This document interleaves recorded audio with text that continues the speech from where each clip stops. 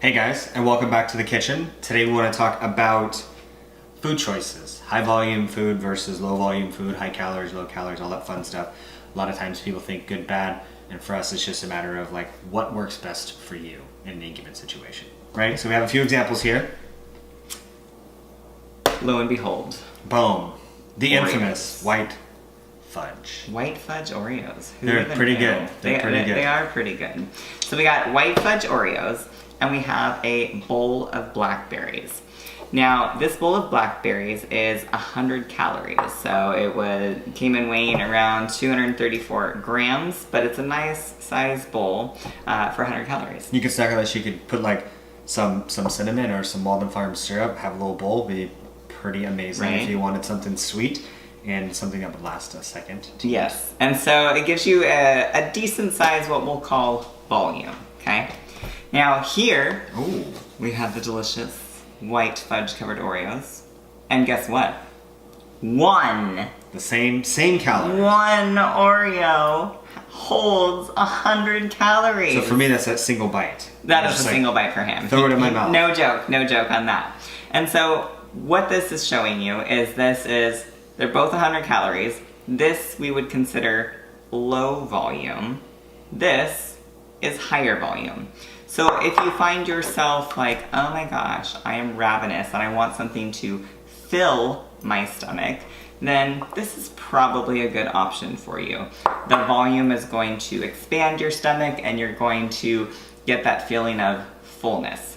And it'll also be like more of an experience, right? It's like you could sit down, take a moment, eat this versus like, you know, just having, even if you bit this in a few pieces, like it's going to be gone pretty quick. And so the reason that sometimes these can be a little bit more of a dangerous food is because they're really easy to eat a lot of them or to overconsume.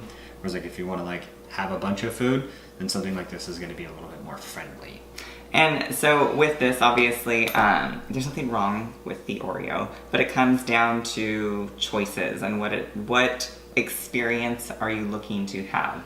And with anything, we always encourage like slowly eating your foods to actually savor and understand what it is that you are eating. And with the Oreo, you're probably going to have to slowly savor that and wait a couple minutes for you to actually be like, I ate something. It takes a moment for your brain to register that. This isn't going to be somewhere you eat till you're like full because you'll eat a bunch No. and later on you're like, oh my gosh. Whereas like this, you're probably just like, oh, like I'm satisfied or whatever. And different stages of your journey are going to call for different tools, tactics, whatever. The lower calorie you're in at any given moment, like if you're dieting down and you are lower calories, then you're definitely going to want to stick with voluminous foods. If you are in a point where you're like building calories up, you're in a surplus for whatever reason, or you're just at a maintenance, it might be better to work in some other foods because you may get to times where things like this, you have to eat so much of them to hit your caloric target. And that's where you might want to like start working some of the more like dense foods in, so you don't have to feel like you're sitting there eating a bunch of food.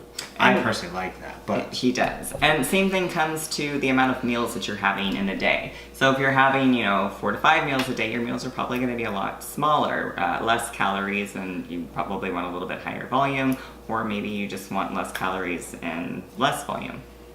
If you have like 2 to 3 meals a day or even 1 meal a day, you can choose more calorically dense foods because you probably don't have the stomach capacity to consume 2 to 3 meals in one sitting. and then also too, like for a lot of people, if you're pressed for time, I know a lot of times you get people like shift workers or people that are on the go all the time. It's like, oh, I don't have time to sit down and eat a meal.